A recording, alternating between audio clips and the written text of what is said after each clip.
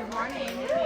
I am really excited to be here because one of my favorite things is when I get to share messages like this with people that live in my local area. Because then I know that it's impacting not just people in the room, but it's impacting our community. So I'm very excited to be here with you guys because one thing I know about the realty world is you guys are connected. Connected, right? So I know you're very connected. So I am happy to be here with you guys today. And what I'm going to be sharing with you is some of the work by John Gordon. And some of you might be familiar. By show of hands, who has read The Energy Bus? All right, so a good number of you. All right, by show of hands, who has read any of his other work? Power of Positive Leadership, Power of a Positive Team, The Seed, The Garden, the list goes on. Okay, so John Gordon is who I do some training with him. Back in 2019, I became a certified trainer with John Gordon. So a little bit about my path. So when I graduated from college, like many of us, we start out with young, bright ideas of what our life was going to look like, and I was going to be a teacher forever and ever. And I do still consider myself a teacher, but not a traditional sense of the word. So I started out in teaching. I realized quickly the leaders had so much impact on building culture, and they had an impact on the environments for so many people that I wanted to use my leadership skills I had in that capacity at the school, and I went into administration. So I did that for a while, and after having my second child, I realized I'm sitting in meetings telling these parents they need to be involved in their children's lives, and I can't even go to those meetings because I'm dealing with everybody else's children, and I didn't have as much flexibility as I desired. So I started looking at my next options, and I left and I went to work in a nonprofit youth development agency called Alternatives Incorporated. If you're not familiar with it, I highly encourage you. They do some amazing work here on the peninsula. So I went and I worked there. I worked there for 12 years, and that's when I fell in love with training. So if you had told me back in the day that one day I would want to work with adults and train adults, I would have said, you've lost your mind. Give me the first graders. Let me have the 6-year-olds. That's all I really want, right? But what I found out was when I worked with adults, the impact grew. The capacity grows, and then I become a capacity builder and a catalyst of growth for so many other people. So I started working with that at that agency. I started training nationally for another company. I started learning about adult learning theory. I taught a college class for Thomas Nelson. I ended up doing some grant writing, grant proposal, project oversight. But the big thing was curriculum design and development. So then I got to another point in my life where I was like, okay, what's next? And for me, I always know it's time for that next iteration when I start to get the unrest and what I call in my belly. So it's my intuition, or for me, I believe it's God moving me to say, there's something next for you now. And so I started exploring and trusting my faith to say, what's next? And then I said, okay, if I'm going to go back to work, I'm going to go back to work full time, because I was working 28 to 32 hours at the nonprofit. But I'm going to get paid corporate pay, not nonprofit pay. I had 2 kids that are heading into college, so I ended up going to work, of all places, at a cell phone company. Now here's what I want to tell you. This company owned T-Mobile locations. I really didn't know much about cell phones, and I never sold anything in my life. And they hired me as a sales trainer for the state of Virginia for a T-Mobile franchise group. So they had 60 stores at the time. When I was talking to the VP of sales, who was the one that was recruiting me, I was like, Ryan, I don't stay stagnant. If I'm going to come on, I have to have the ability to grow. And he said, oh, Andrea, we're going to grow. I have a big vision. And he shared with me a little bit about his vision. Fast forward to another 8.5 years later, when I left that company, we were sitting at 550 stores in 25 states.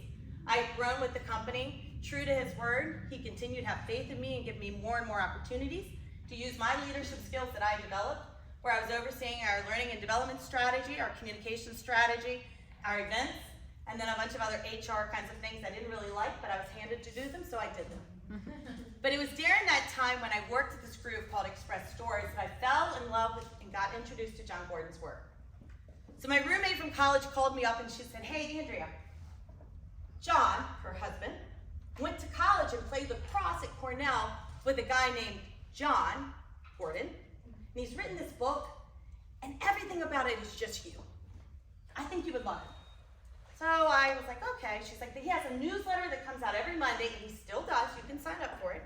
Every Monday with some positive tips. And I was like, okay, I'll sign up. If I don't like it, I'll just unsubscribe. started getting them, and as soon as I started reading them, it hit me in my core. You know that alignment when you're talking to somebody or you're reading something and it just aligns with you? I felt it. And I was like, wow, this stuff is good. This is like gold. This is like you were speaking my love language. So as I continued to follow them, all of a sudden one came through that said they were going to offer for the first time ever a public certification for trainers to get trained in the power of positive leadership. So you went through the training, and then it was a train the trainer. So I went to my now CEO, the former VP is now the CEO of my company, and I was like, hey Ryan, it's time to elevate our leadership game. We need to do something systemic across the board for all of our leaders, and this is what I think it is. And so he was like, I said, and as soon as you start reading, you're gonna love it. He starts reading and he goes, okay, I'm in, let's go. Go to Jacksonville. So in March of 2019, I went to Jacksonville, where I had the opportunity to meet John Gordon myself and go through the training. I then brought that training back to my company, and since then probably did it with over 100 leaders in my company. We did it with every multi-unit leader in the entire company. I went from region to region doing a full day Power Positive Leadership training, and here's what happened. I saw the cultural shift. I saw the impact that changing the mindset of your leaders could have on the entire company. I saw the difference that leaders could make, and I saw the impact that it had not just on the culture, but the sales numbers, retention. We saw all those shifts. And so I became very adamant about this work. And when I left there in Jacksonville, I knew in my heart that I wanted to do more with this work because it aligned with me. He just has a framework for so much of what I already believed and that ability to share it. And so I came back and I did it, and I kept getting asked, and I'm sorry that Bubba's not in here. Not only does he not receive his award, but he was one of the first people who came to me and said, can you come do this at, it's like the Rotary or somewhere. And I was like, I'd love to, Bubba, but I don't have time. Because at the time I was traveling 2 to 3 weeks out of the month with my job. The heart was willing, but the time constraints just weren't there. But I always said, in 3 to 5 years, when I leave my current job, I'm gonna start my own leadership consulting company, and then I'm gonna start sharing these messages and messages of my own. So I thought I had another 3 to 5 years, and then in August of 2022, God had a different plan for me. And December 5th, I got laid off from the company that I'd been at for 8.5 years that I'd built up, and I was devastated. We had been acquired in August. They had told me that they were gonna keep all of our senior leadership on, and they did. My CEO resigned immediately because he said the culture wasn't gonna match, the leadership didn't match. I stayed on from August till December. I was looking to leave, and I got laid off. And it was a hard pill to swallow, even though I wanted to leave. But I was like, okay, this is when you walk the talk. You talk about positive mindset, you talk about bouncing back, you talk about going through adversity. So what are you gonna do now? And so I started exploring. Am I gonna go to another company? Am I gonna take my talents and my skills and my knowledge somewhere else? Or am I gonna pour into myself? And at that point, I went on a faith journey, and I decided that I was gonna trust my faith and that God would give me the answers I wanted. So in the meantime, my CEO is calling me. He's like, hey, we're starting a new company. I want you to come. But it's gonna take a little bit of time. So in that interim, I was like, well, I'm gonna start giving back to my community. I'm gonna take what I know works, and I'm gonna start sharing in my local area, just until this new company starts. Well, that's been over a year now, and not only have I continued to share it in our local area, but I've had the pleasure of, I went back, I trusted my faith, I went back to Jacksonville in March of 2022, and I saw John Gordon again, and he called me over, and I was like, hey, I'm Andrea, and he's like, no, I know exactly who you are. He said, you were in our first training class when we did our first Train the Trainers. I said, yeah, he goes, and you came out like gangbusters. You were doing my work all over the place. I said, I was, and that morning he had heard me talk about my purpose, and he had heard my conviction and my purpose. And he said, I heard what you said this morning. And if you're serious, I want you to join my team. So then I joined the team as a John Gordon trainer, which means that now I have the opportunity to not just train on behalf of myself with my consulting company, but now I have the opportunity to train on behalf of John Gordon and do John Gordon contracts. So I've been very blessed. I've been able to do Campbell's Soup. I did a Power Positive Leadership training with them, Department of Administration out in West Virginia. I just did a full day energy bus out in Houston for a company called GD Energy Products, and it's continued to flow. So being here with you today means a lot to me, because again, it's that opportunity for me to get back in our local community so that I know I'm planting that seed forward that I know you guys are going to nourish and help grow. So today we're going to be talking about the energy bus. The energy bus is really about the 10 rules for the ride of your life. And who doesn't want to go on the ride of your life? Yes, if I could hand you a ticket and you're like, put me on it, right? Well, I'm not going to be able to hand you that ticket, but I'm going to be able to give you some strategies and some tools and some resources that are going to help you to get on that ride of your life. Because here's what I know. So, another disclosure, Lee, Barefoot, is one of my very good friends. And many, many years ago, I don't know how many years now, we started running together. Oh, I think it was, probably about 15 years ago, we started running together in the morning. And then I had one too many foot and ankle surgeries, and the doctor was finally like, this is 4, you're done running. And I switched to walking, and Lee graciously changed with me. And so we still walk together every morning. So I know from those therapeutic walks we do in the morning that being in realty is challenging. You're trying not to call them bitch sessions. They understand. Well, sometimes they are, but we always, we come through the better part of it. But I know it's challenging. And I know there's a lot of highs and lows, right? You have those moments when you're closing that sale and everything's going great and you're on a high. And then it could be an hour later, you get the email, the appraisal came back and it didn't look like you expected it to look, and how's that going to impact your client? So you are constantly balancing this roller coaster of adversity, challenges, opportunities, excitement, frustration. And what I can tell you is the one thing that will get you through all of that is your mindset. And it's your positive mindset that's going to get you through it and to come out on top. If not, it can eat you up. It can tear you down. It can burn you out. And those are the people you see who want to leave and don't stay in the industry. You've probably seen them. I imagine the industry itself, if you were to track, does anybody know what the turnover rate is for a realtor? I don't know the answer. This is not a hypothetical question. I don't know the answer. I'm going to guess it's pretty high. I'm going to guess there's a lot. I think it's 4 out of 5. 4 out of 5 don't make it. That's extremely high. That's 80% that don't make it. So how about that? Give yourself a round of applause. You're here. You're making it. You're making it. So we're going to talk about what does that look like? How can you keep that positive mindset when adversity and challenges happen? Because the thing about positivity is it's not just about rainbows and unicorns and fluffy and all of this. It acknowledges that real adversity happens. It acknowledges that real challenges come up. But the difference is you have a belief that you can get through it to the other side. You have a belief that you can be successful despite it. And that's what the positive mindset does for you. So, in front of you, you've got a list. And these are like research-based things about positivity. And what John has proclaimed, and it is accurate, is that positivity is the competitive advantage. Not just a competitive advantage, it is the competitive advantage.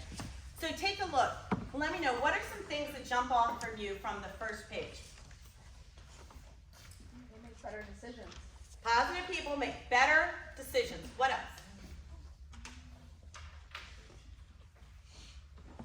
Positive. They're more resilient. So when they have hard times, they bounce back quicker and more often. Is that the one you were going to say? Well, no, it's that positive, optimistic salespeople sell more than pessimistic salespeople. Woo! Can we get an amen to that? Positive, optimistic people sell more. Who doesn't want to sell more, right? So there's your research right there telling you this is a key competitive advantage. They have more friends. Yes, friends equal fun. Friends equal support. Marriages are more successful. So we could go on and on. But those are the benefits of positivity. And then if you flip to the next page, you get the cost of negativity. So what are some of those that jump out at you? Illness. Yeah, negative people are more likely to become ill, and they have a harder time getting through their illness. What else? Decrease in productivity. And the decrease in productivity means a decrease in money, which impacts everything else in our life. Likely to leave their jobs. They're more likely to leave their job. How about one more? scare off customers. Yeah, who wants to work with a negative person, right? So the benefits and the cost of the benefits of positivity and the cost of negativity have been documented. It's been researched by all those people. That's what they do for a living. It's not me. I just borrow their information, right? So it's in front of you. So why don't we always choose to have that positive mindset? And I believe it's because we get so caught up in the day-to-day that we forget. Because what I want to tell you, and if I can leave you with anything today, it's positivity is a choice. Every day you get up and you have a choice. And by 10 a.m. when you've had that terrible phone call come in that's disappointing or frustrating, you still have a choice. Am I going to let this ruin and define my day, or am I going to decide that I'm going to reframe this and make something out of my day anyway? Make something out of this sale anyway. Maybe that client's going to refer other clients, even though you didn't get the sale with that client. So positivity is a choice, and it's going to give you the competitive advantage. So now we're going to do something that lets you feel a little bit about how positivity can impact others. So in just a minute, I'm going to have you get up, and you're going to walk around the room, and you're going to greet everybody in the room, but as you walk past them. And the way I want you to greet them is just kind of very ho-hum, like your mind is elsewhere, you really could care less about seeing that person, and you're just going to keep moving until I tell you it's time to stop. And then I'm going to have you freeze, and I'm going to give you another set of directions. Okay? All right, so get up and get moving. I think you're just supposed to be like, hey, great.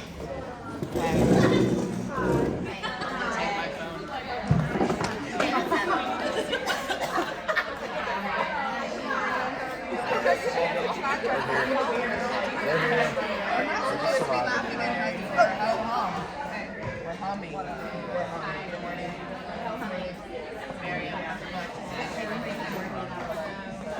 Get out of my way. I'm hurting. Zipper. I don't really know. All right, breathe where you are. Breathe where you are. All right, now you're going to do the same thing. You're going to walk around the room and you're going to greet people. But I want you to greet each other like they are your long-lost friend that you're so excited to see again. Go.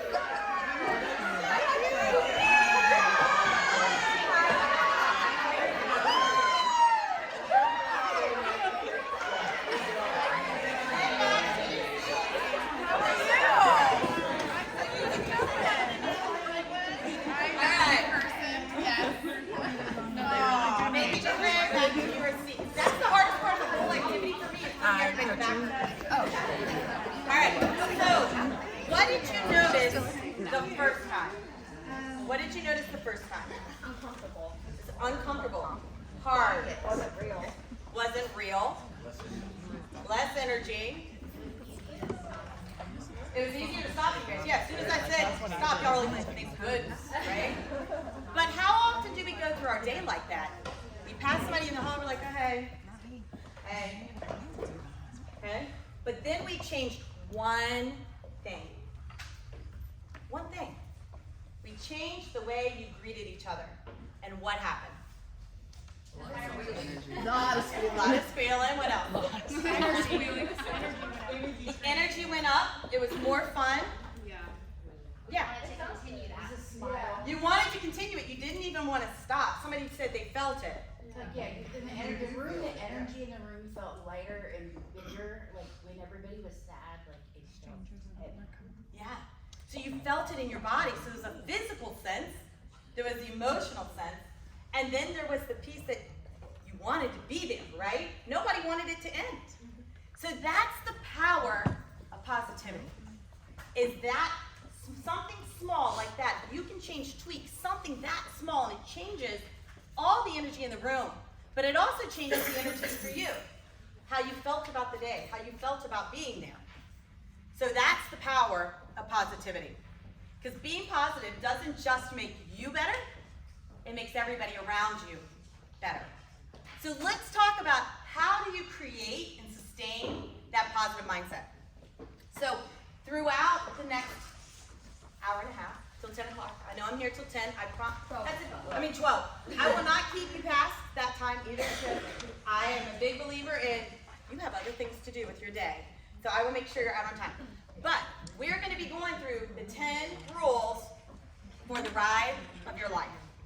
So each one of those we're going to go through. Now here's what I want to tell you. When I do this training, typically it's either a 4-hour training or an 8-hour training.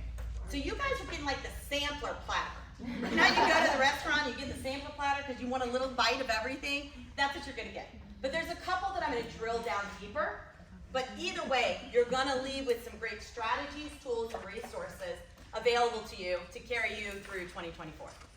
All right, so let's jump into rule number 1. Rule number 1, you're the driver of your bus. So we are all taking a ride together on this energy bus, and you're the driver of your bus. So let me tell you a little bit about the Energy Bus book. When John wrote this book, he talks about a guy named George. And George was a very negative person. George, in general, he wasn't happy with his life. He was struggling at work. He was struggling in his marriage. He was struggling to be happy. And he just was negative. And so one day he goes out to drive to work, and he has a flat tire. And he goes back in the house, and he asks his wife to drive him, and she's like, no, you can take the bus. She had had enough, right? You can take the bus. So he gets on this bus, and he gets introduced to this driver named Joy. And Joy introduces him to the 10 rules to fuel your life. And so the entire book is a fable about George, the people he meets, the rules they teach him on the bus every day. But here's the thing I want you to know, is that character was modeled after John. When he wrote that book, he talks about he was not a positive person. He was a very negative person. And if you've ever heard him talk, early on in his podcast, oftentimes he talks about, this was me. I was negative. My wife was ready to leave me. My family, I didn't know what was going to happen. But I knew one thing had to happen is I had to change. And so he started working on himself, and he starts researching everywhere, looking for answers on how to be more positive. And those answers are what led him to change in his own life. And then by changing his own mindset and his own life, he then takes and pours that into all of his work from the lessons he's learned. So you may not be a naturally positive, bubbly person. That doesn't mean you can't be positive. You can still be positive and have a positive mindset. So that first rule is that you have to be the driver of your own bus. So I want you to take just a quick 30 seconds or so. Jot down, what does that mean to you when I tell you you're the driver of your own bus? And that's going to be in your workbooks on page 3.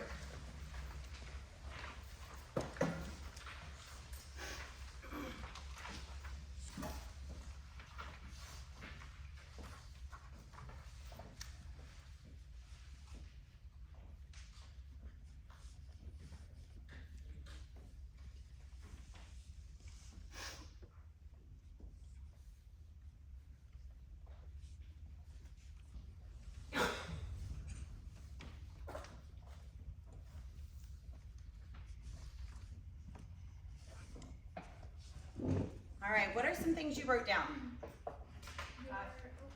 You're in charge and control of your own life and mindset. You're in charge of control of your own life and mindset. Okay, what else? Set the tone. Yeah, you set the tone. Okay? You get to choose how to react to what comes your way. Yeah, you can choose how to react because you're driving your own bus. Be kinder to myself. Be kinder to yourself as the bus driver, okay? I control my destination. You control your destination and where you're going. She walks with her every morning. She's cheap. You can choose who gets on your bus. In the back. I can drive anywhere I want, anytime I want, and pick up anyone I want with intention. There you go. With it, you said with intention? Yeah, with intention. So you set it for yourself. Shannon? I get to choose what type of gas I put in my bus. Yes, you do. Ooh, okay. Or then fuel yourself with good food. Yeah.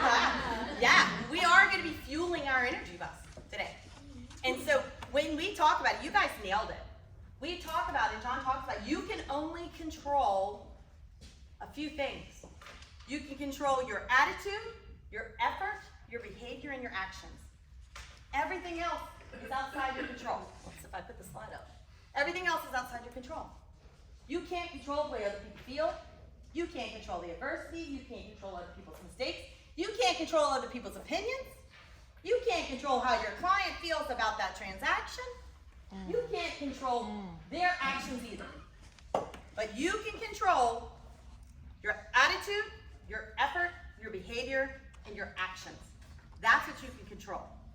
And when you control those things, you can make small adjustments in your energy, and they can make a big difference. How many of you set goals this year that have something to do with health and wellness? Yeah, that's probably most of us, right? How many of you set those same goals last year, but maybe didn't succeed? I raised my hand. I did pretty good for the first 6 months, and then I was just telling Tammy this morning about Halloween, I went off the rails. I mean, like off the rails, like so far gone, like I had to come back. But that's the difference between small adjustments. So for the first 6 months, I made small adjustments. So if I didn't walk that morning, maybe I figured out a different way, or maybe I walked a little longer the next day, or maybe I just gave myself grace and said, that's only one day, go back tomorrow. So you have to make small adjustments. Because if you don't make small adjustments, then you end up in October, November, December with me way off the rails and nowhere close to my health and wellness goals that I set for myself. And let's just say, I had already met my goal and then I slid right on back off my goals. One of my goals, you can imagine. That's a number of goals. We'll just leave it there, right? And I slid right back off that goal because I didn't make small adjustments. I just said, oh well. And that's the difference. I didn't control what I could control. I allowed other things to control me. The holidays, too much time, I don't have time for this. I'm at all these functions, I'm gonna eat these things. And I was not controlling my own effort, my own attitude, my behaviors, and my actions. And so I got off course. You don't reach your goals, your destinations, if you don't make those small adjustments when you're driving your bus. So when you're the driver of your own bus, you are controlling the things you can control, and you're making those adjustments as you go. Otherwise, you might end up in Timbuktu. Start out trying to go to Alabama, next thing you know, you're in Utah, right? So you have to make those adjustments. So that's rule number 1. Rule number 2, desire, vision, and focus move your bus in the right direction. How many of you could, if I asked you, could articulate your vision? Okay, yeah, not as many hands as one before, right? So you need to spend some time, and this is one thing we are not going to dig into, because this could be an entire 3-hour or 8-hour workshop. It's talking about your vision, creating your vision. But here's what I'm going to tell you. If you don't have a vision, how do you know where your bus is going? Your vision is the destination that you're trying to get your bus. So now I'm inviting people to get on my bus, and how am I telling them where the bus is going? Just get on, trust me. It's gonna be a great ride. Yeah, just get on, trust me. It's gonna be a great ride. But at the end of the day, people want to know where they're going. And if you're a leader, whether that's a team leader here, whether that's a leader in your work, in your community functions, a leader in your household, whatever that looks like, if you don't have a clear vision and you're not able to articulate it, your bus could be driving in circles. You could be having a great time, but you're just driving in circles. So you need to spend some time thinking about your vision. You need to have a vision for yourself, your team if you have one, and your customers, which for you guys would be your clients, and then you have to have a conviction.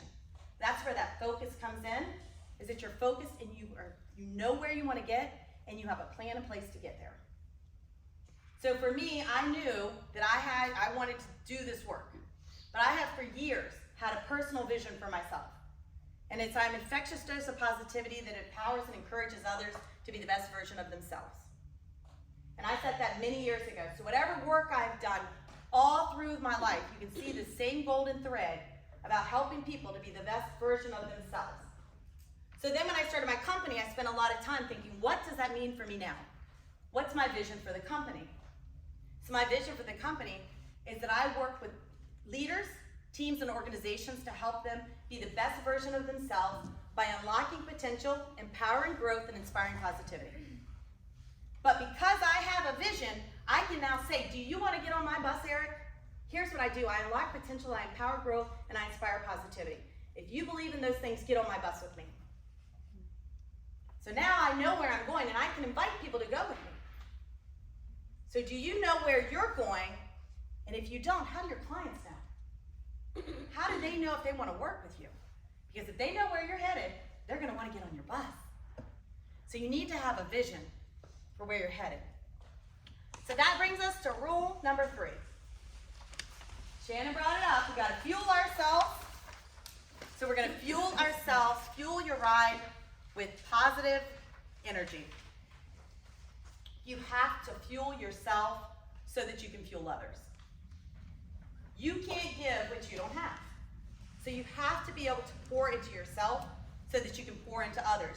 And again, those others could be your family at home. It could be your friend circle. It could be a faith-based group. It could be a community group. It could be your clients. It could be here at work. But you have to fuel yourself first. Airplanes. Who can tell me what happens, what they say you're supposed to do when the oxygen mask comes down? Help Help yourself first. Help yourself. If you have small infant children, you help yourself first, and then you put it on yourself first, and then you put it on others. And why is that? Because you can't do it if you're not alive. If you're passed out, you can't help anybody. So for me, that's an analogy when I think about fueling yourself. If I'm not fueling myself, I have nothing to give anybody else. I can't help somebody else by putting on their oxygen mask if I can't breathe myself. And so when we think about that, that's what we mean when we talk about fueling yourself. So I'm going to give you some strategies. So one way is we talk about like going with the energy of us, to start your engines. So one way to do that is by the activities, tell me something good. Remember that song? Tell me something good, right? I won't go further. But in that, the idea is we focus on the good things that are happening. So this is something you can do with your team. You can do it with your coworkers. You can do it at your household. You can do it wherever in your community groups. You just say, hey, tell me something good. So it could be a casual passing in the hall. Tell me something good. It could be you're talking to a client. Tell me something good. But you could also formalize it. You can start some of your meetings or your calls. Before we get started, tell me something good. And then everybody shares something good. It's amazing what happens when you start. Because just like our greetings activity, the focus shifts. The focus shifts. At home sometimes, just recently my husband got home and he had, what he said was not a good day. And I was like, tell me one good thing about your day. And he gets tired of me. So he looks back at me and his answer was, I'm not trying to be a jerk, but I really can't think of anything. And I said, I'll give you some time. Because the truth is, there was something good about that day. But if all we're focusing on the other stuff, that's all we're going to see, right? So he eventually came up with something, but it's only because I forced him. Another strategy that you can fuel your positive energy with is thinking about your successes. So you can start your day with tell me something good. You can close your day with your family at dinner. Tell me something good about your day. You can also talk about successes. What's one thing that you feel successful about or one success you had? And that's what we're going to do. So in your handouts, you'll see there's a Post-it note. So on that Post-it note, I want you to write down one success you've had in the past 24 hours. So it's 10:42. So from 10:42 a.m. yesterday until 10:42 right now, one success you've had. It doesn't have to be work related. It can be personal or professional. Or write down one success you've had. That's a good one. I mean, really, that's the best one.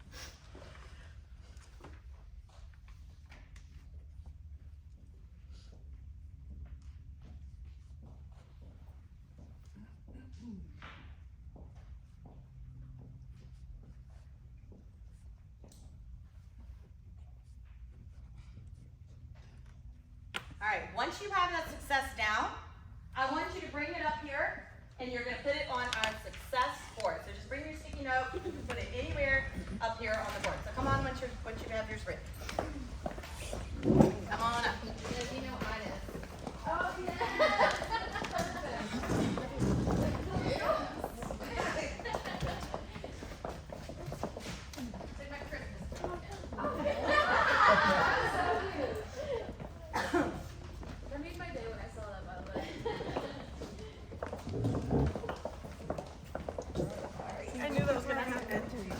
Are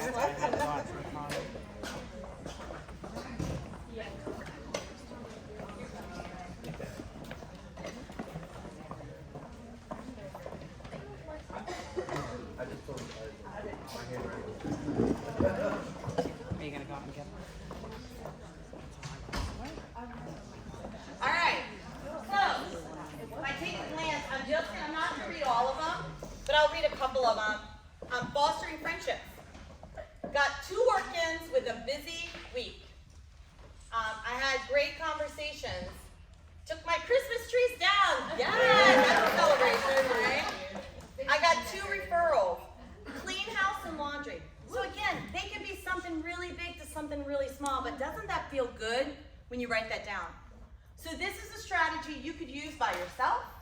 Again, you can use it at your home, you can use it professionally, but it's also a strategy that you could use here as a connect team, is to have a success board somewhere. Put your poster successes, and then even once a week, if you wanted to, at your meetings here, you could pull a couple and shout out some people for their successes. But the idea is no matter what strategy or how you do it, remember to shout yourself out for your successes. And so one strategy is for yourself personally, is every day before you go to bed, what's one success I had today? What's one success? And I promise you, no matter how crappy your day was, you will find something that you felt successful for about in your day. Even if it was, I got up and I went to work when I didn't feel like I wanted to be around people. That's a success. That's a success. So, can I ask, so Energy Bus is great. I have ADHD, it's sitting on the side of my bed trying to read little tidbits. Yeah. And I actually bought Energy Bus for my kids. Yeah. That's one for our kids. Can you, in your presentation here, not to disrupt you, can you also talk about, because I'm just like, my justice personality is all about doing everything right, Can you also talk about, we need to have compassion for ourselves when something, you know, this is great, positive, but then shit happens. So Absolutely. I'm being recorded here. Fucking shit happens. We have to have compassion for ourselves to go, it's okay. That's where I struggle to get back on my little energy bus. Yeah. I'm almost in this short bus, handicap bus. You're not, and that's not, I appreciate you bringing that up. So what she's talking about is the adversity in our life. We have challenges, we have adversity, and sometimes those challenges and adversity are really big, and sometimes they're really small, but they can still feel really big. But the idea is exactly that you have grace. So your positive mindset says, you know what, that's really crappy. And maybe you sit with that knowledge, you acknowledge that it exists, because again, we're not trying to pretend it doesn't exist. But here's where you don't allow yourself to wallow. You decide, you make that choice for yourself, that I am not going to allow this to define me. I can tell you I've had some what people would call some pretty big challenges happen in my life. And one of those big challenges, and I'll just say it, everybody gets uncomfortable, but I'll say it anyway. I was pregnant with my daughter, it was 1999. My father was a motivational speaker himself and lived big and large, the life of the party everywhere he went, took his own life. And that very night I had a choice to make, and I remember consciously saying to myself, I have a choice to make right now. I can allow this to define me, or I can allow this to refine me. And I chose the latter. I made the choice that no matter what happens in my life, I will be bigger because I have a belief and a faith that there is good. In this life, there's good in this world. So that is where I think you're saying, it's okay. I didn't pop up and act like I'm great, everything's fine. I gave myself the space and the grace to feel the feelings, to go through the emotions, to have the hard days, but I didn't allow myself to stay in it. And I think that's what the positive mindset does, is that it's that belief that things will get better and I have the ability to get through it. And so, grace and space. I think both of those. All right, so let's keep going with ways to keep that positive mindset. John talks about a formula, and if you're like me, I hated math. Algebra was the worst thing. Felt like it came from the Satan, right? But this was a formula I think we can all get behind. So in your workbooks, you're going to want to write this down. E plus P equals O. E stands for events. There are going to be events that happen. that you can't control. P, hi Baba. P is perspective.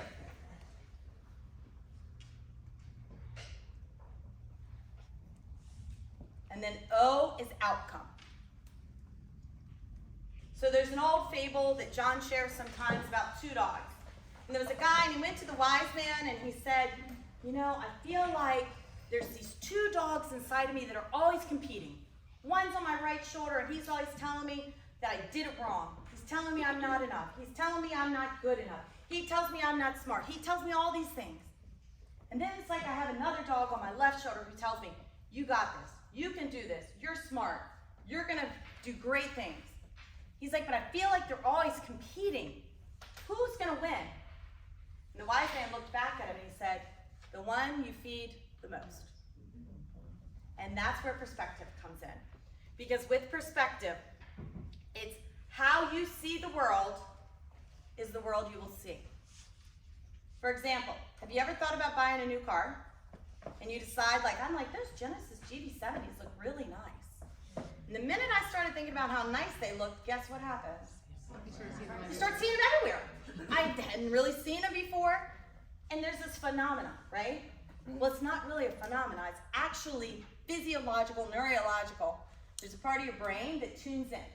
And as soon as you set your brain to tune in into this, you start seeing more. And you're focusing in on more. Because your perspective changed. So I started thinking about that GV70, and I started seeing it. Because the world I was looking for now becomes the world I see. So when you're having a bad day, if all you're thinking about is all the things that went wrong, or you've had something fall through on a deal, and all you're thinking about is everything that went wrong with that deal, that's what you're going to focus on and that's what you're going to feel. But what about all the things that went right? Maybe you gained new clients. Maybe you gained a new friend. Maybe you gained somebody who's going to send you a lot of referrals down the road. Maybe you gained somebody who's a client for life.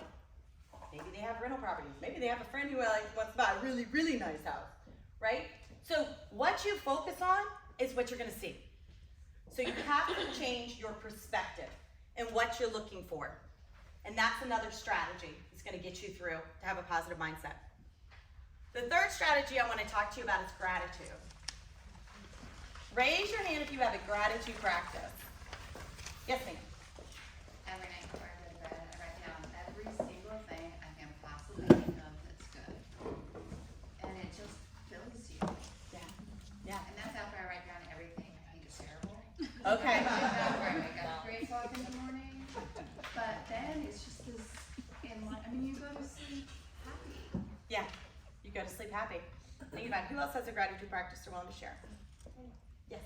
Every night at dinner, my four in my family play High-Low Buffalo. And we talk about the highest part of our day, the lowest part of our day, and then Buffalo is something funny. And then we follow it up with what's the one thing we're most thankful for. And, Love it. Yeah. Yeah. Does anybody keep gratitude journals? Yeah, kind of.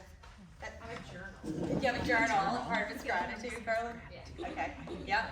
So that's another strategy. But there's lots of ways that you can do gratitude. John takes a thank you walk. So that's one strategy. You can take a thank you walk. He credits this to being the biggest thing that changed his mindset from a negative mindset to a positive mindset. Is he takes a gratitude walk, and on that walk, he thinks about all the things he has to be thankful for. So similar to what you were saying, what's your name? Say it one more time. Lainey. So similar to what Lainey was saying is she does her gratitude kind of like a gratitude dump at night. He does this in the morning when he's walking. And I can tell you that we were in Tennessee and he and I were meeting for breakfast, and I was coming downstairs in the hotel. He was coming in the door and he had on his clothes, and he said, I gotta run up and take a shower and I'll be down to meet you. Just finished my gratitude walk. So he practices what he preaches, because it doesn't do you any good if you don't. So that's one way. Another way is maybe instead of walking, you do a thank you drive. We all have to drive somewhere, and lots of us drive the same place every day, maybe like this office, right? So you anchor it in something of your routine you're already doing. Maybe you drive your children to school. Wherever it is, you can do a thank you drive. So every day when I'm doing this same routine thing, I'm thinking to myself, this is what I have to be grateful for. And you just start that list. And sometimes it might feel fake, and that's okay. Because the next thing you know, you're in that space. So it might start off and you're like kind of grumpy and you're like, oh, I'm thankful for my kids, I'm thankful for my husband, I'm thankful that I have a house. And then the next thing you know, I'm thankful that I had that opportunity last night to go to XYZ, or I'm thankful that I had the opportunity to whatever it is, right? So that's another one. The third one is thank you. I need to put my glasses on. The third one is, thank you at the office. So another thing you can do is just leave a thank you note to somebody. Just practicing gratitude. A post-it note on their space. A post-it note on their, you have boxes, right, where you keep your stuff, right? Like your inboxes, yeah. Yeah, drop a note in somebody's inbox. One of my things I'm doing this year, and I'm generally good at like letting people know about gratitude, but I think I am, but I wanna make more of a conscious. So one of the things one of my goals for this year is that once a week, I'm sending either a text or I'm writing a handwritten note to mail to somebody to thank them just for being a part of my life or whatever part they play in my life and what they mean to me. I actually start every day legioning. It helps me get started by thinking who's one person I can text and say I'm thankful for whatever to them, and then the whole day follows suit. Yeah, so again, we know that lead generation has everything to do with relationships. So expressing your gratitude to people builds relationships. Now I would say I don't want that to be your motive, but it is a byproduct, is that you're gonna continue to build relationships for your business, which we know is critical. All right, the fourth one, journal or document, we talked about that. I will tell you, I downloaded this gratitude app one year, and I was like, I'm gonna use this app on my phone. And it starts off, and I even set a reminder, and I'd be in there something, because I don't know about you guys, but my day doesn't look the same every day. So 9 o'clock one day, I might just be like finishing putting my makeup on. Another day at 9 o'clock, I might be in the middle of a training. I could be in the middle of who knows what. So it didn't work for me, because then what happened is I went from being appreciative to being irritated. Because then I felt like a failure, that I wasn't doing my gratitude app every day. So it became a hindrance. So you have to find what works for you. So for you, that might work, is some sort of a journal or a document. But if you get to the point that like you start not wanting to do it, I suggest find a different strategy. There's so many ways to do it. Yes, ma'am. One thing about journaling, it used to frustrate me just to even think about it because I'm too squirrel, ADHD, right? So I figured out you don't have to do it like everybody says you have to. You don't have to follow the podcast. You don't have to get the journal book that makes you write the date and everything like that. What I found for me is I always carry a notebook because I'm old. So in my notebook, every once in a while, I'll try to say one thing that I'm grateful for, or whatever that positive thing is, and I'll just write it. Like I just met with a client, and my notes, but then in the car I'll be like, "This is a great client. I'm so grateful. I'm looking forward to working with them." So I'll just do little blurbs, and that seems to work much better for me than having to be disciplined to sit down and calm my mind enough to say all of those things, because I'm not somebody who journals well. Right. Yeah, and I think that's a great tip. So again, figuring out what works for you. So gratitude, another strategy. I'm gonna share another strategy with you, which is the idea about talking to yourself more than listening to yourself. So James Gill, he's a doctor, he's an ocular surgeon, he's like very renowned. By his own rights, he's been very successful in his field, he's a huge philanthropist. But what I wanna share with you is that he is an avid runner. And he has done multiple marathons. I've forgotten what the exact number is, but it's a huge number, astronomical. But he's also done several Ironman. So an Ironman, who knows how many miles go into an Ironman? Anybody break it down? If not, I have it written down because I can't remember it. You run, bike, and swim. Yeah. 60 or 100? Is it 30? I think it's 35. No. Bubba, come on, help me out.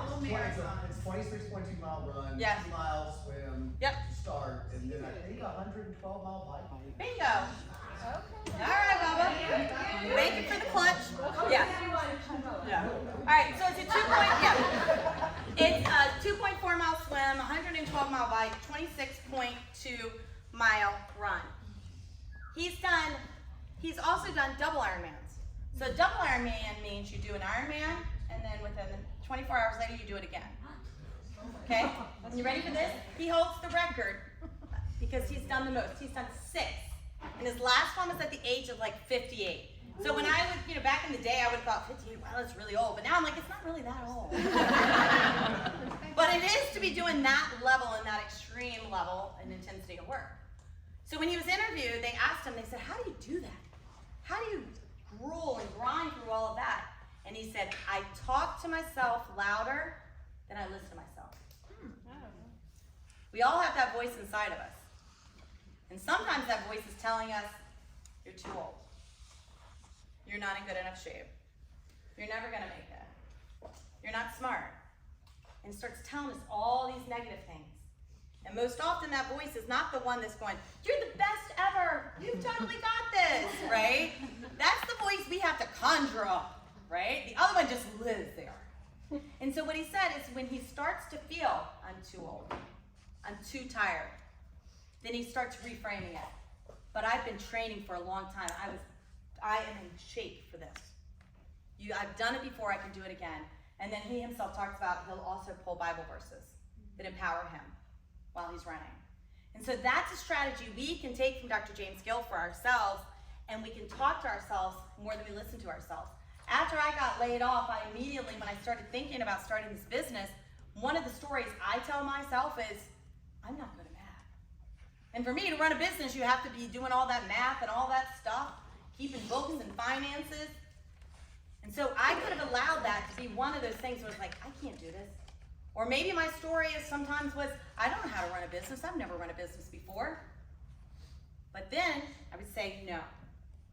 You are smart and resourceful. What you don't know, you know people who do. And I started reframing. And I started changing the way that I was thinking. And then I felt myself not going into that deep, dark place, but instead feeling empowered and encouraged that I can do this. But it's, again, an intentional decision to reframe your thought process. It doesn't always happen naturally. Some people are more inclined to it. Some people are like, ooh, that's digging deep. But I promise you that voice is in there. That voice is in there. You just have to choose which voice, like the dogs, are you going to listen to. So in your handout, I want you to pick one story. Now, your story could be as simple as, like mine. I'm not good at math. And then when I feel that way, but I'm smart and resourceful and I know people who are. Like my husband who's in finance and he does my books. Right? So the other thing is some of our stories are really deep. We might have been carrying them for a long time. I always think about that image of like when you're young, and I will tell you, 3rd grade. I didn't ever learn and memorize my multiplication table, so I struggled in math in 4th grade. And that's when I decided I wasn't good at math. 3rd grade into 4th grade. But I dropped that in my little backpack, right? We all have this, if you play along with my metaphor, like this little backpack you carry around. And then somebody says, you're not athletic. Drop that in my backpack. And then as I go through life, those little pebbles start growing and they turn into these big boulders we carry. So some of those stories we tell ourselves are really deep and they're really wounds. But the only way to heal it is to talk louder to yourself and talk over that voice and say, not today. I am not that person. So in your workbooks, what is one negative thought that you have, and then what is a positive truth to go with it? Go ahead and jot that down.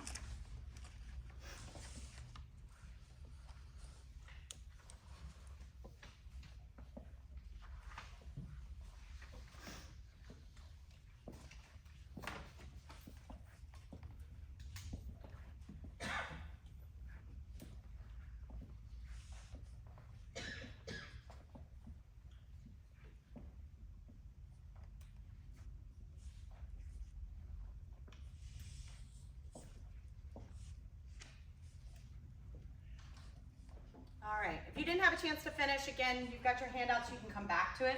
I would encourage you to think about maybe another 1 or 2 that you carry around, because the first step is identifying them. Identifying what are those negative thoughts that we continue to have. Once you recognize that negative voice and you tune in, you start to realize when it shows up and you can squash it with your positive thoughts. All right, the last thing about fueling yourself, as you're going to see in your handouts, F-U-E-L.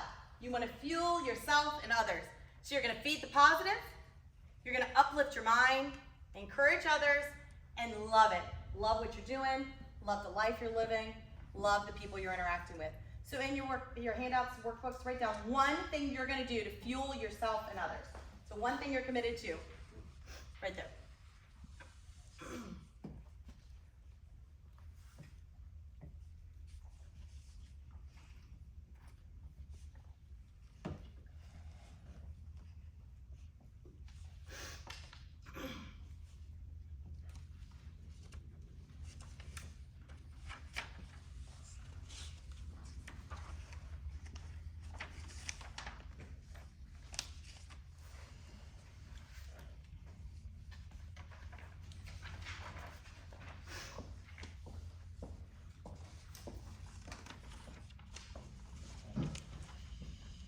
All right, I'd love to hear 3 people.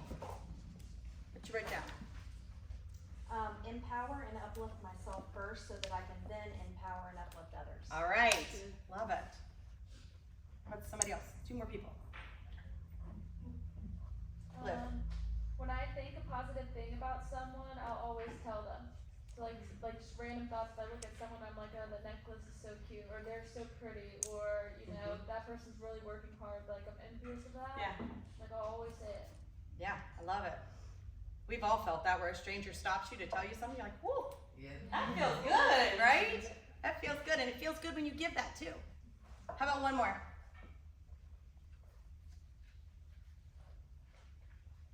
I'll tell you, I'm gonna go back to the gratitude morning, because there was something I used to take this, something I used to do every morning, it was like 3 questions I answered first thing in the morning, I wrote it in like a journal, and I lost my way with that, but I remember I really enjoyed it, so I'm gonna go back to that. Yeah.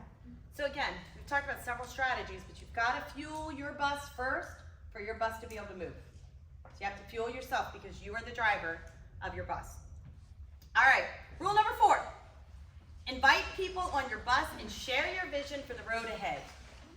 So as you're driving your bus, you need to make sure you're inviting people to get on your bus and you're talking about your vision, your focus, what you want to accomplish. And so in your note workbooks, who needs to be on your bus to reach your vision? Now I know when I asked the vision question, there wasn't a lot of hands. So you might be like, well, Andrea, I don't know what my vision is, so who do I know that needs to be on? Just think about, like, when you think about your purpose or where you're looking to go or what you're looking to accomplish, whether it's personal or professional, who needs to be on your bus? So go ahead, jot that down. Who needs to be on your bus?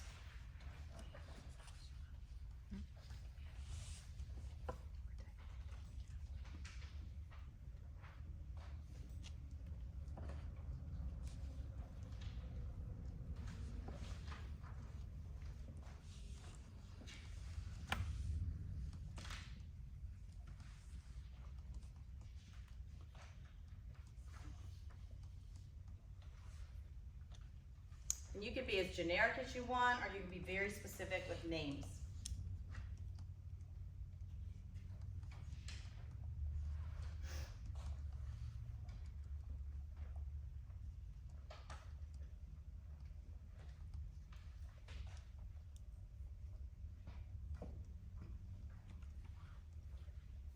All right, so now that you have an idea of who needs to be on your bus, you need to invite them. Hey, this is what I'm looking to accomplish. So like I told you, so for my business, I know that I'm all about unlocking potential, empowering growth, and inspiring positivity.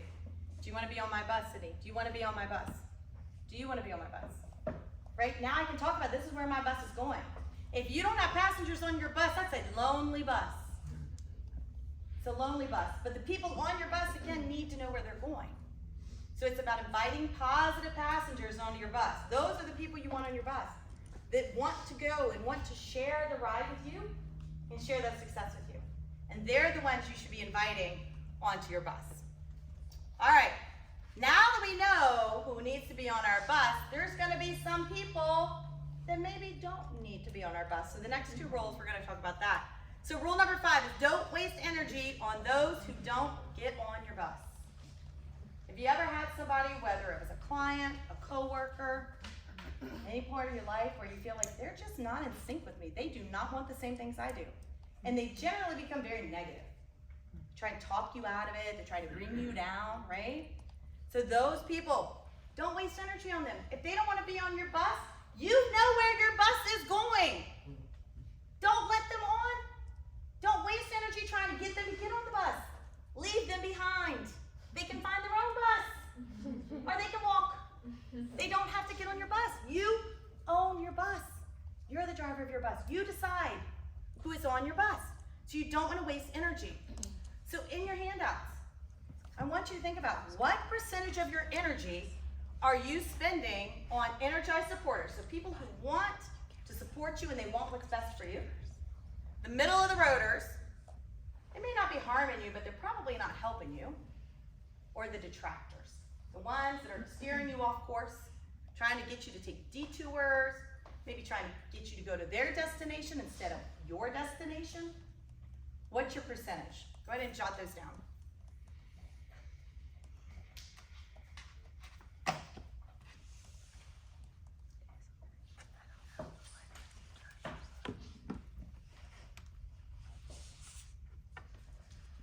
So this is one I'm not going to ask you to share out loud because I think it's very personal, but I think it's good for you to self-evaluate.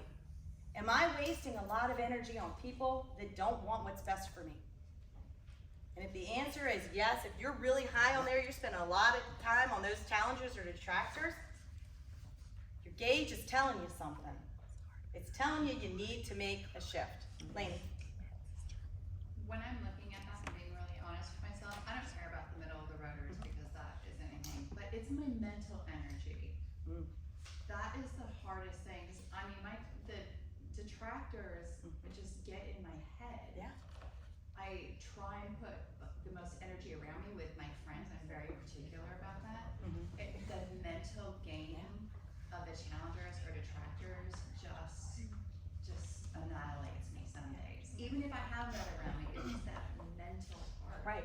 And I think that's when it comes back to gauging and knowing that you're wasting too much mental energy on those people. And then you figure out, what do I do about those people? How do I either separate myself from them? How do I choose to not allow them to suck my energy dry? How do I choose to invest maybe and spend more time here? And then it goes back to fueling yourself. Fueling your own positive energy. Because if I'm fueling myself enough, I don't need their fuel. And guess what? I don't even need them on my bus because my bus is full. I got all kinds of people on my bus. I don't need you on my bus. Right? So again, it's that's where that positive mindset comes in. It allows you to separate yourself, but you have to pause and think about where you're spending your energy on your passengers. All right. Can I say something real Yeah. quick? Yeah, go ahead, So Karen. I went to your conference a couple months ago, and that was one of the things I took from that. And in the past 4 or 5 months since I've done that, I have been probably the most busiest, but the most happiest of just letting go of people that can't get on the bus. I love it. Thanks for sharing. And like, not as hard, Yeah. but Yeah. just I can't do this anymore because I can take on everybody's energy, and I just kind of put that up. You've It's been- arrived when you've done that. Because Yeah. my negative passenger is my mom, who I take care of her, whatever. I have to do what, I'm sorry, what's your name? Andrea said, you just like, okay, like, so I'm like, good morning, Mom. Yeah, I woke up, I didn't die last night, so. That was something That's a positive thing. I'm grateful. Yeah. So. That is gratitude. You were able to detach, sorry. Right. You've arrived. I love you, I'll do anything for you, but I can't do this every day. That's awesome. Right. Yeah, so sometimes those people get on our bus, or maybe they're on our bus and we don't really have a choice because they're on our bus by just our day-to-day, but we can still choose how we respond to them and how much we allow them to impact us. And that leads us to the next rule, which is post a sign that says no energy vampires allowed. So what does that mean? So John Gordon talks about an energy vampire is somebody who sucks the life out of you. I had an energy vampire in my old company, and he worked for me. He was on my team, and he was a great, knowledgeable, competent employee. I had put him on one of my most highly visible projects. I trusted him. He was good at his job. He was smart. He was able to write and design my leadership. I had him leading one of my leadership development programs for our leaders and our growing potential leaders. He led it great, but he was horrible with the rest of the team on a day-to-day basis. He was an extremely negative person. And sometimes my phone, I'd look down and I'd see his name, and I'm not gonna lie, I was like, oh gosh. I really don't want to answer the phone. Because I knew it was gonna drain me. Because either I was gonna spend all my time trying to help him reframe whatever his negativity was, or he was just gonna dump and I was just gonna feel crappy at the end anyway, or I was gonna have to be hard and reset expectations and accountability conversations, and it was tough. He was extremely draining. And it finally got to the point where I realized it was impacting my team. So no matter how good of an employee he was, he was the only one on my team who had that skill set, but I finally decided I can develop somebody else. Because I realized that I had to care more about my team than I did about that one person. And I was all about, I thought I was gonna be able to help him, I was gonna be able to coach him up, until we got to the point that I realized he didn't want to be coached up. And so we had several accountability conversations, which we would call like heart-to-hearts. Some people call them heart conversations, tough conversations. I don't like to think of them as tough conversations because having sincere conversations don't have to be tough. But we had real talk, where I shared with them. And finally, the last conversation we had about the topic was, I don't think you're ever gonna find what you're looking for here. But I think somewhere else you might. So I think at this time, it's time that we part ways. And I had to let him go. Now when he left, it wasn't the greatest of terms, but it wasn't horrible, but it wasn't the greatest. But I didn't really hear much from him. He flared off with some stuff and tried to do some HR stuff. Wasn't specifically about me, but it was just his anger towards the company. And so that kind of happened, and I just let it go. Wrote up my stuff that I had to turn into HR and let it go, and it kind of fizzled out. And 2 years later, I'm seeing on his LinkedIn, he had posted something, and he was finishing up his master's degree in organizational psychology, which is always something he had talked to me about what he wanted to do, that I had always encouraged him to do. And he was finally doing it, and he was at the end of his project, and he was asking for feedback. And I just typed a little comment on his LinkedIn, and I was like, so-and-so, it looks like you and your peers have done some great things. I know this is something you always wanted to achieve. Congratulations. And that was it. Within an hour, I had a long inbox message from him and a recommendation on my LinkedIn. And what he explained to me, he said, you told me things I didn't want to hear. You pushed me in ways I didn't want to be pushed, but I did it because I cared about him. And I always told him that. I care about you and I want you to be happy, and I don't think you're going to be happy here. I don't think I can offer you what you're looking for. And so we went on, we had a 1 hour Zoom chat, and he was like, I never wanted you to think I left because of you. He said, I didn't. I left because of the circumstances. He said, but what I realized in hindsight is you're probably the best. And I don't say this as an accolade, but I say it as, it's not always about you.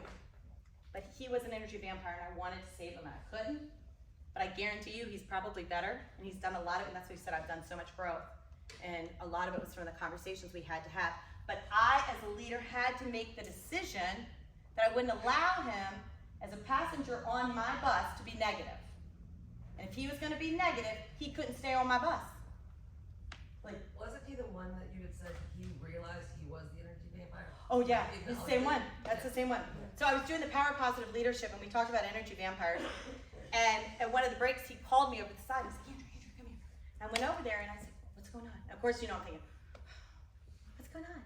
And he said, he's like, that's me.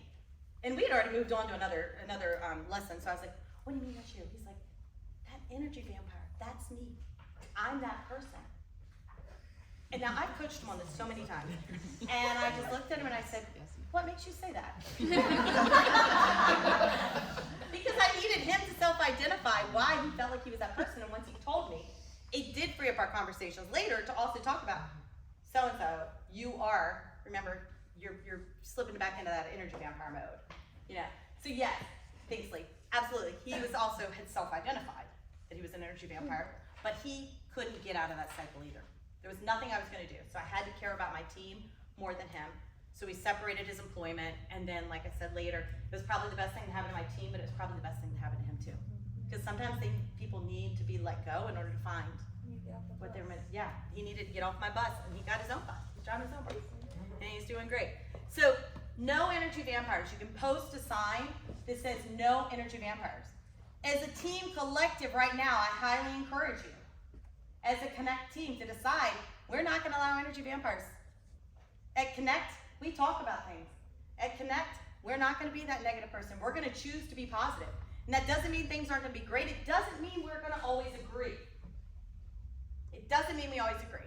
But what it means is that we are going to care about each other enough to say, hey, remember, we talked about no energy vampires. What else could we do? So one of the negativity typically comes from people by complaining, or just like the one I talked about, just generally negative people. So let's talk about complaining. People complain typically because they don't feel empowered, they feel powerless, or it's just a habit. I was doing a Power Positive Leadership training, and I had this guy in there, and he raised his hand. He said, when I was in high school, I got this superlative. Most likely to complain. First off, who gives out superlatives most likely to complain? Talk about adding to their backpack. I know, talk about it. And he said, I was so upset. He said, but I'm not a complainer. All I did is I challenged the status quo. I pushed back at people, and I don't feel like I have to accept things the way they are, and it's other people's problems because they think I'm complaining. So I challenged him back, and I said, maybe it's about your delivery. Because it's okay to have concern.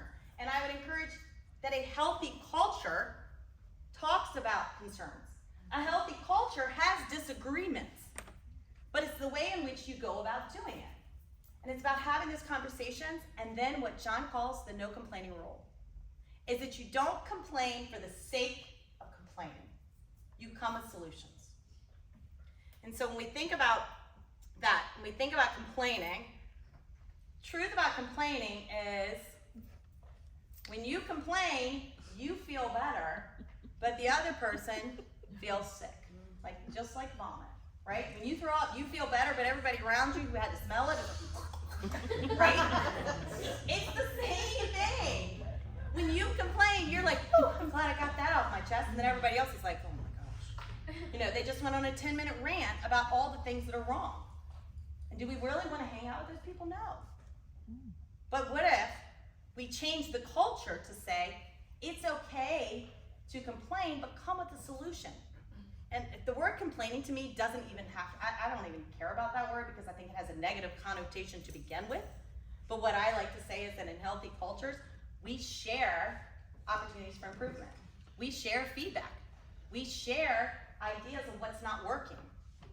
And that's not always complaining because you're going to come with a solution. So the way the no complaining rule works is that mindless complaining is not allowed. So you're allowed to go, and you're allowed to go to your supervisor, your peer, and say, hey, you know what, and some days I'm having a crappy day. It's okay to go to somebody and be like, and maybe you need a vent. And just say, hey, do you know what, can I have 5 minutes? I just need a vent. I just need to get this out. But you don't stay there. And you're not going every day. And you're not always being that negative conversation. Because then nobody really wants to be around you, and I don't want you on my bus. So again, making a decision, we're not going to allow the energy vampires, but that is healthy solutions are good. Healthy conversations are good. We all get better because of it. Solutions is where innovation lives. Innovation lives in solutions. So if we never thought about ways things could be better, which typically can be complaints, if we never thought about what's not working, which sometimes comes out as complaints, we would never iterate into a better version. You have to think about those things. But again, it's your delivery, it's your conversations, and it's coming with a solution mindset instead of, I'm going to dump this and this is now your problem. So I used to tell my team when they had concerns, I want to hear them, but I want you to come with a solution of how you think we could be better or do it differently. And sometimes they would come to me and I would just be like, well, I think so-and-so can do such and such. What can you do to help improve this process? I want you to own you. That's what you can own. You can't control what they're doing, but what about you? What could you do differently? Or how can I help you differently? So it's not passing blame. That's not part of a solution. is fast lane. All right, so that is the 6th rule.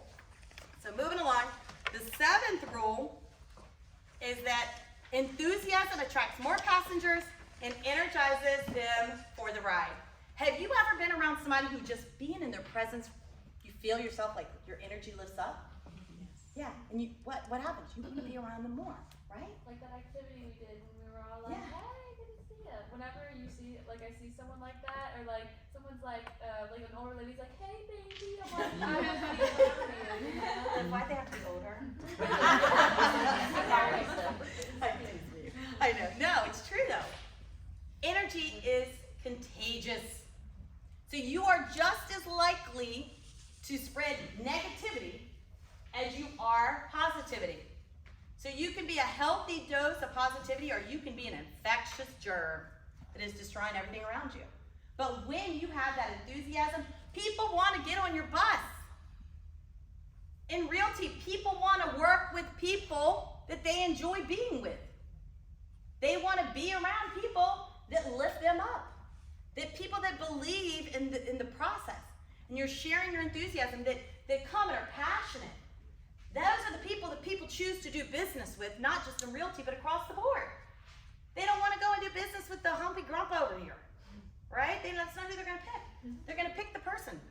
So you have to figure out how to share your enthusiasm to attract more passengers on your bus. More passengers could be more clients. It could be more peers who lift you up in your network. It could be more people in your social circles. But your enthusiasm can attract them. There was a study done, it was called the Math Heart Institute, and they studied, and they did electrocardiograms. They did something. The study in these tests, and they measured stuff. And what they found was that your heart actually sends an energy out up to a 5 to 10 foot radius around you. Which I think is fascinating that science can support that, but we probably all know that. Have you ever been in a great mood and you walk around and all of a sudden somebody's in a crappy mood and you talk to them and you leave and you're like, oh gosh, wish I hadn't seen them today, right? So we know that feeling. So just like you can bring somebody down, you can lift somebody up. And so you want to take your positive energy. So in your handouts, how do you show your enthusiasm to the passengers on your bus? So you already identified who your passengers are. How do you show that enthusiasm? And I want you to jot down 2 to 3 ways that you can show your enthusiasm to your passengers to keep the people on your bus that you want there and to attract more. So what does that look like?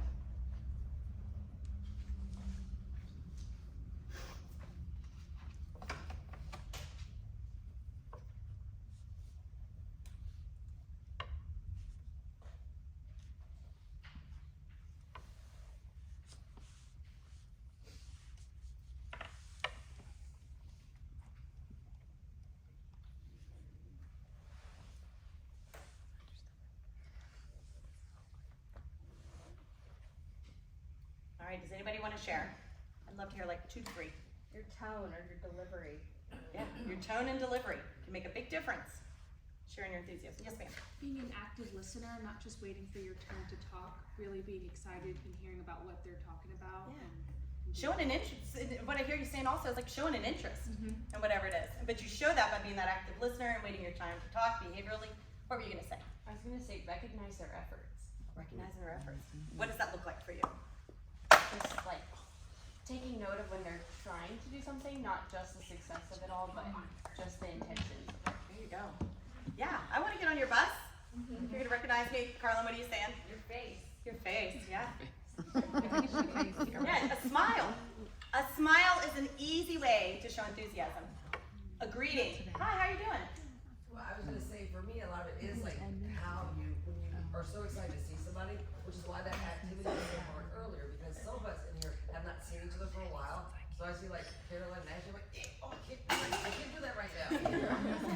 But it's just being enthusiastic to see people. Yeah, Lainey. I do too. When I'm just really I can feel inside I'm so happy to see them. All of a sudden I'm just so happy to see you. Yeah. And with the smile, they can immediately feel how I feel, and that just makes me feel happy and tingly. Yeah. It's like you're sharing. You're sharing your energy. You're giving them a gift. Well, they say smiles are like contagious. Yes. Even when you smile at like a stranger, it Very much so. helps, like them feel better. Yeah. You ever notice when you walk in, like if you're walking into a room, I don't know, people just have, it's just weird. But if you open up with that smile and that embrace, it makes that other person kind of open up as well. Yeah. So, For sure. the fake Like I said, it you makes raise the energy. If you've studied anything like meditation and stuff, you talk about raising the vibration levels. You're raising your own vibration levels is raising the vibration levels of somebody else. We won't get into all that. So you want to make sure you're intentionally getting people on your bus and that you're showing enthusiasm to get them there. So let's think about 3 different types of bus drivers. The first one, this is the bus driver that is all about, like, you never know what's coming. The leader, whether it's your leader, your peer, that person. Some days they're great, smiley, some days they're not. You don't know which face you're going to get, which side you're going to get, who's showing up that day. I can assure you, if you are that person, I don't want to get on your bus. You will not attract passengers that way. The second way that you may have problems attracting passengers is the person, you bury your head in the sand, you just ignore whatever's going on, everything's great, everything's wonderful, rainbows and butterflies and unicorns, everything's fantastic, and you're never really addressing what's happening. You just ignore it all, and you just keep moving. That is not a driver whose bus I want to get on. I want to have meaningful conversations. I want to address things as they come up. So that's another way. You can't be that driver. But the driver probably you all want to get on their bus as a leader is the one that's consistently positive. You know what to expect. You know what they're going to be, how they show up each day consistently. They're coming in positive. They have enthusiasm. You can count on them, and they're going to address challenges. So of those 3, think about who is the closest driver to you, and who do you want to be to share your enthusiasm and attract your passengers. All right, so that takes us to the next rule, which is you need to love your passengers. And sometimes when I talk about this in corporate settings, when we talk about the word love, you can see there's certain people that are like love doesn't belong to work, you know, the cringe. So if it makes you feel better to say care or like, you can say those words too.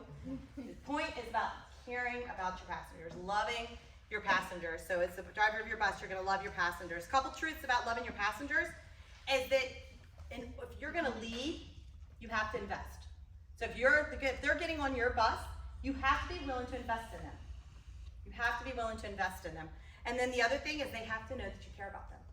So even as you think about your clients who might be coming in looking to buy, if you care about them, they need to know you care, which means maybe you're informing them. You're sharing your knowledge. You're setting them up in a way that they feel comfortable with all the unknowns and transactions. They know you're in their corner cheering them on. They know you care about them. So you're investing your time, you're investing yourself to teach them, and then you're also caring about them. And that's going to make people want to be on your bus and do business with you, and then they give referrals. Like, oh, you know what? I worked with so-and-so. I felt like she had my back the whole time. I knew that he or she was going to take me through the finish line. So you care about them. And then when people know you care, then they tell their friends. We used to talk about it when I did sales training at the cellular company. I would talk about like what happens when you have the one bad client versus the 5 who are great. And you all know this. I don't have to tell you in the room. You have one bad experience, it spreads like wildfire. You have 4 that are great. They may or may not talk about it.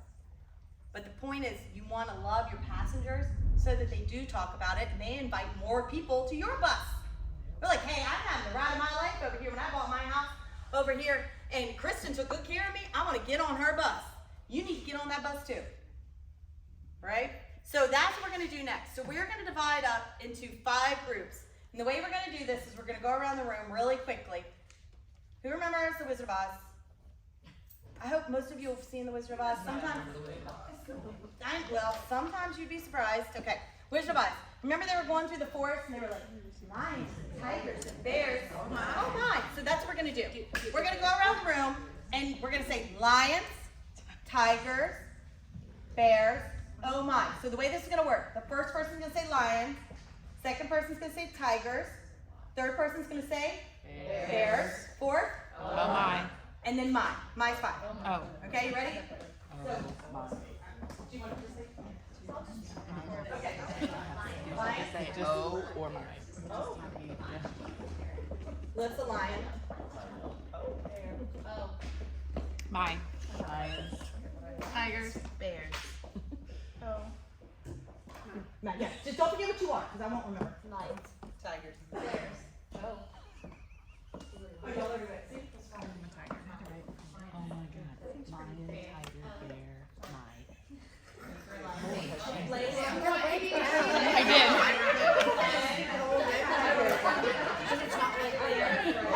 I was like, you're like, what am I? Now, remember what you are. Don't remember. Ask your neighbor real quick. So, you are going to go to one of 5 chart paper. And when you get there, you are going to see, well, the marker's going to fall out. It's being crafty. And you and your group are going to come up with some strategies. So, how do you show your passengers that you make time for them? So behaviorally, what does that look like or sound like? How do they know you care that you make time for them? All right? So there's 5 different. So this is going to be lions are all going to come here. Tigers are going to be right here. Bears over there. O's are right behind this white wall. And mice on the back door. So go ahead and go to your station. I'm going to give you about probably 4 minutes. 4 minutes to work together.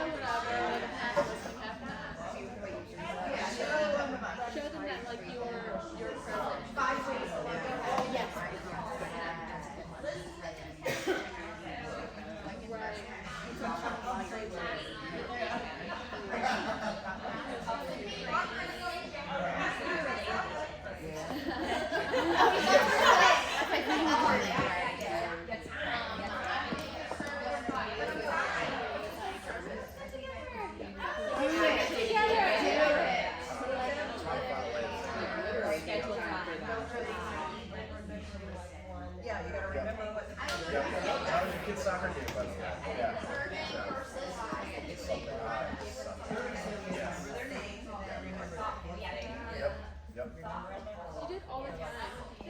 Some people that you're like, oh, but if you like, some people that you don't really want to, if you say it, do it, you know.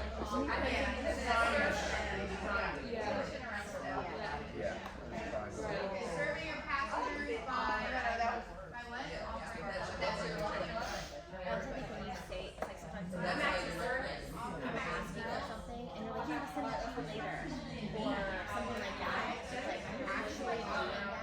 Even if it's like little stuff, like I have one girl over Tracy or Susan, and just like, we'll have a conversation, and she'll like send me a screenshot or something. She's like, this was a conversation on July 6th of last year, and I'm like, just the fact that she literally remembers stuff like that is like, and she takes the time when she thinks about me, she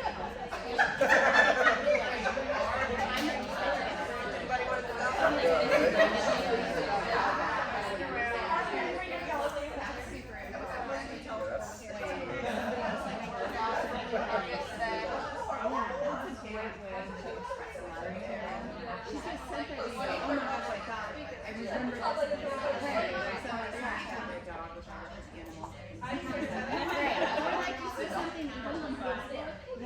Getting on my back and go, oh my gosh. Yeah. And then they go, oh my gosh, I'm actually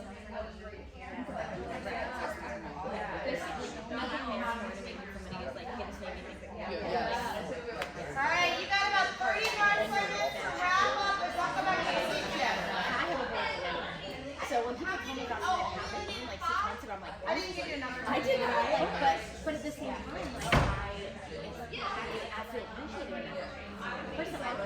creates an environment where people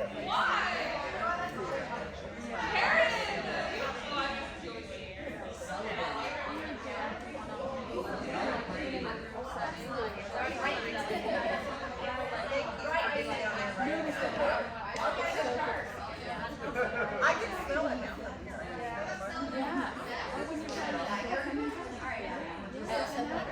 Alright, now I want you to stop. Stop where you are. And I want you to pick, you're going to do two things. You're going to put an asterisk next to your top two. And then you're going to decide who is going to share out. we put asterisks beside all of them.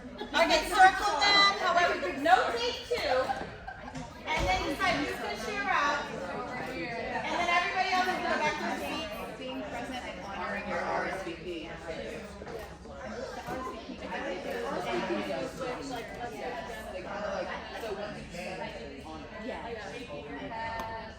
you can kind of like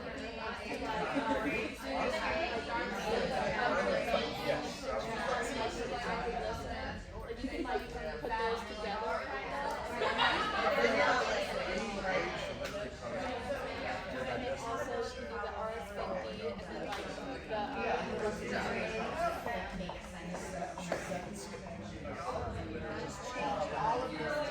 Okay. The one person who's presenting stays at your chart. Everybody else goes back to their seats. I'm the third corner that does not like speaking in public.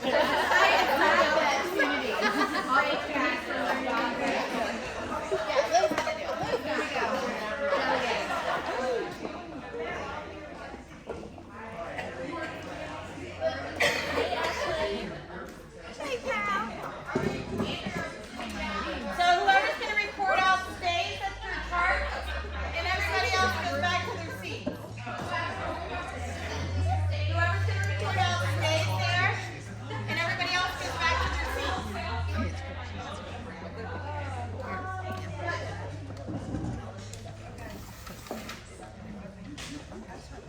I know, I'm sorry. I should have told you you could do that. Okay. So in your handout, if you take a look on page 8, you can add some of these ideas, and there's also space to add some more of your own. So if somebody says something, you're like, ooh, that's a good one, you can add that. All right, so let's start with number 1, make time for them live. What were the two y'all are going to share out? Alright, so the first one is going to be present. You know, be where your feet are. I feel like a lot of people you see every day, like when I go home, I live with my sister, and sometimes I'm just like, she's here all the time, like I'm not present. She's like telling me a story, I'm like, oh yeah, I'm like half listening, half not. But I think it's so important to make the time and just like really be present when you're talking to someone. Let them know that you're listening. And then the second one is going to be following through when you say you're going to do something. So following through with your RSVP, if you're saying you're coming to a party, do that. If you're like, oh, we should get together, let's have lunch, follow through and show up, because that really means a lot. People say it all the time, but when you actually take it a step farther and show up for that one-on-one time, I mean, it lets people know that like they actually did want to do this. It wasn't just something that they were saying, and it makes people feel important. All right, thanks, Liv. All right. All right, number 2 is listen to them. I hurt my back, guys, so I'm gonna go slow. So as soon as we started talking, we all kind of just felt like this was number 1, because I could say, hey, you know, hey, how are you? Hey, how are you? So it feels different, right? I'm listening to you because I'm looking at you. And then we just started, like I said this, someone else said this, someone else said that.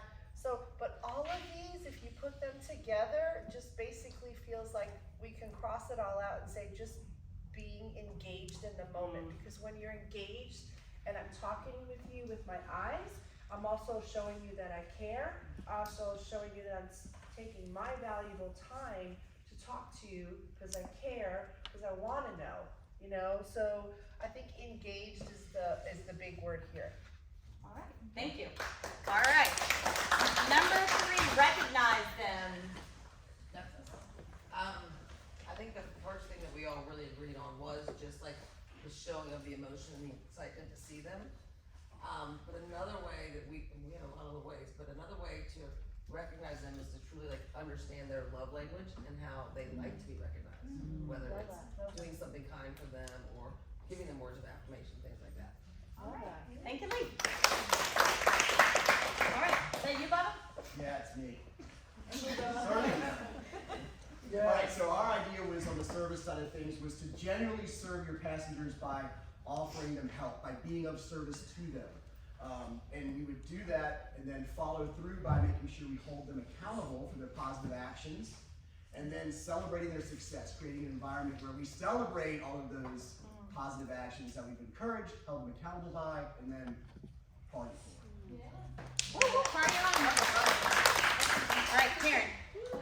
Our top one was active listening, and kind of like what Bruce said about engaging and letting them feel that we really want to know what they're telling us and taking the time to really active listening to what they're explaining to us.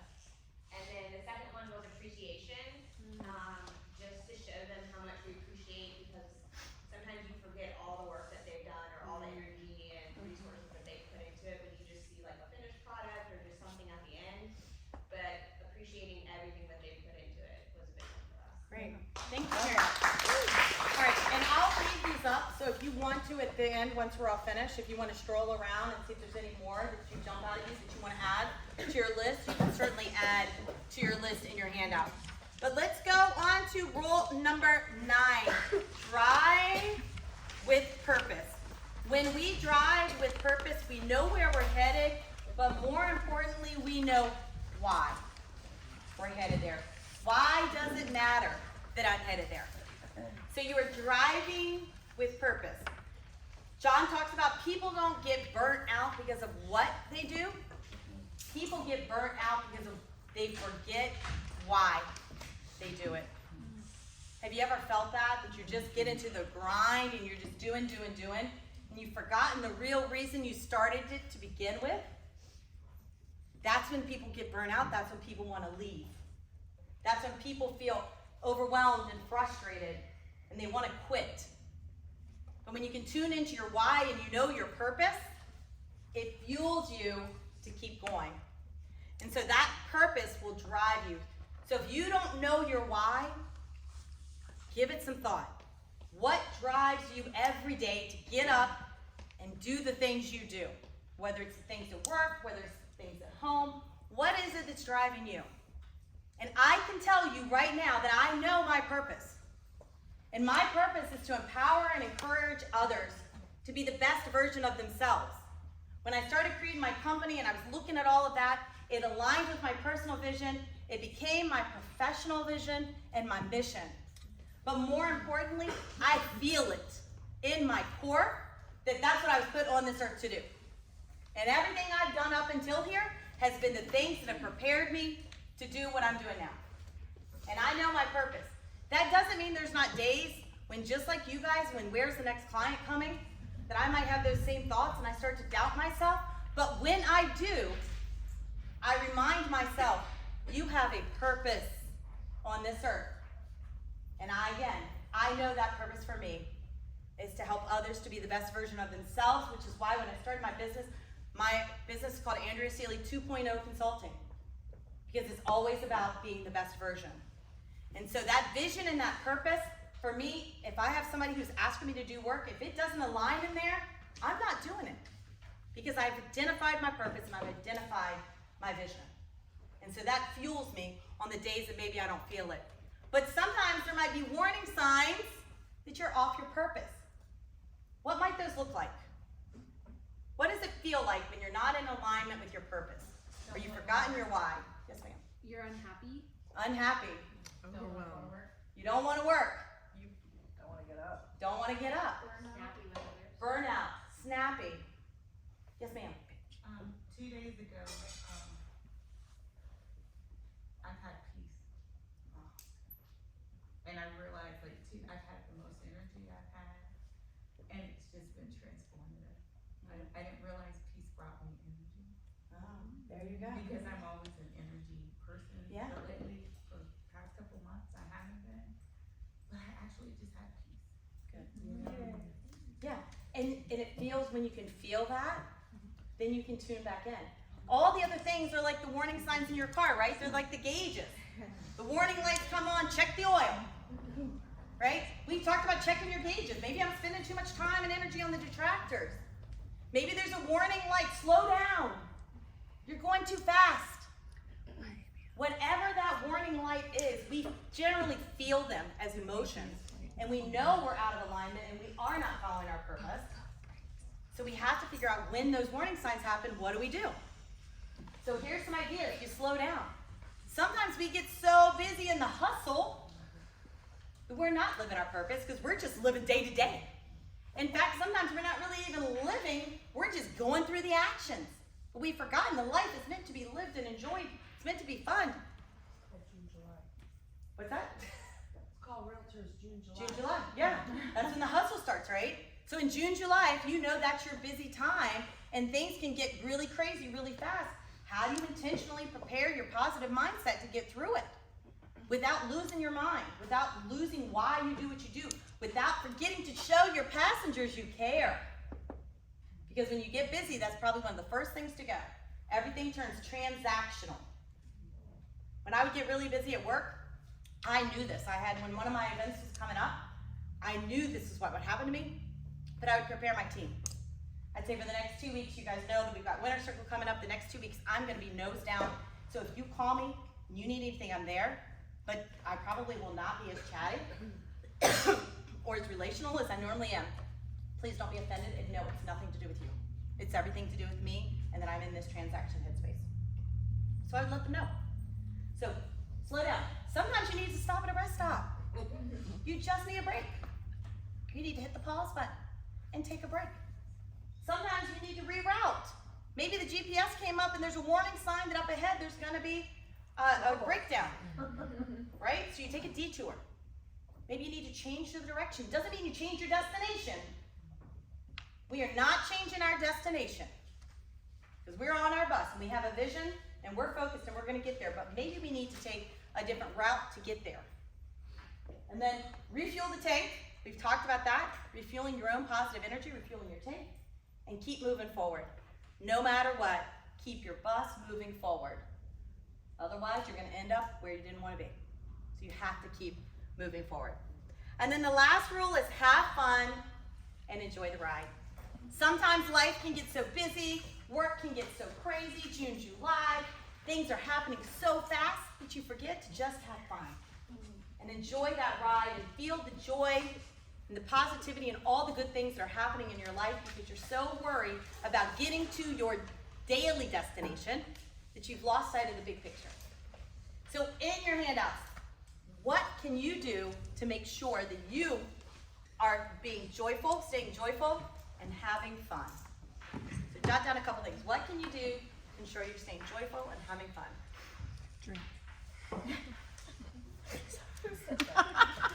You know it was this table. It was always this table. That's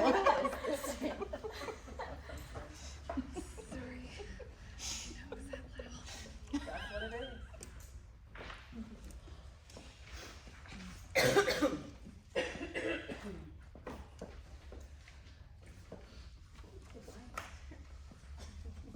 She's cheating. We call that borrowing. Borrowing ideas.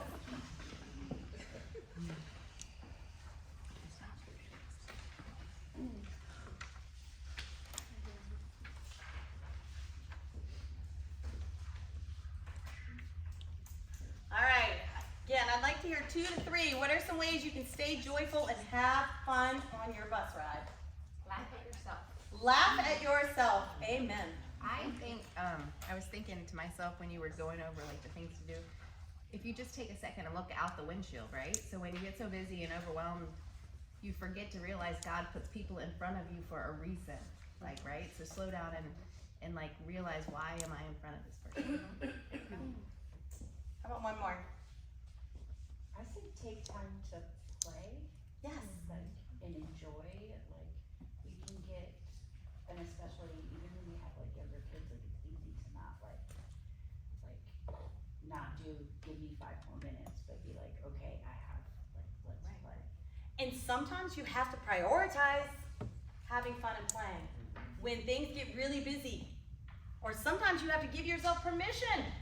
I can be that way, particularly in my old company when I worked a whole lot of hours all the time. Now in hindsight, I can look back and say, I didn't give myself permission enough to go to lunch with a friend. You know, and things that now that I'm like, gosh. And I was talking to another colleague of mine and we were talking about like potential work in the future. And I was like, I just want you to know, I'm still going to lunch with my friends. I'm not giving that up, right? Because that's important. You have to be able to play.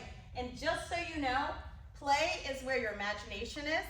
Imagination, when you let your imagination out, then that's also where innovation comes in. And that's how you get better. So if you're only always just task focused and you're not having fun, you're not releasing some of that to just go and be, those ideas may not ever come to you. So give yourself permission and then have fun and enjoy your ride. So those are our 10 rules that are going to fuel your life for positivity and to carry you with a positive mindset. And hopefully some of them have been helpful. There are some resources that are free that you can access. And they're on the energybus.com/resources/ I put that in your handout. But you can go in there. They've got some more stuff around fuel. They also have that page that I put in our handout around the 5 ways to fuel 5 ways to love your passengers. So things, again, you could do with other conversations or groups you might belong to. And then I always just like to share, because of course, at the end of the day, I am in sales just like you guys, that if you have other people that you know would benefit from something like this, I do offer this as well. I do half day, full day. This, I typically don't do a 90-minute. I did today for you guys.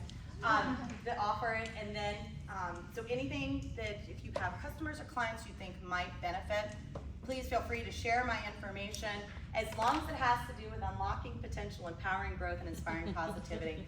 I am a yes girl, so I do Power Positive Leadership. We also have certified Power Positive Team, as well as the Energy Bus. And then I'm also certified, if you're familiar with Clifton Strengths, I am certified in Clifton Strengths as a Clifton Strengths coach and trainer.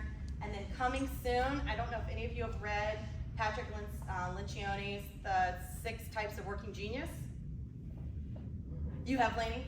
I'm super, super fired up about this one, and I'm getting certified to be a facilitator for that as well at the end of the month. So some great things that I can offer back if you have people that could benefit. Otherwise, please don't be a stranger. If you want to, you can scan that QR code. It gives you my contact information. You can save it straight down your phone. So thank you.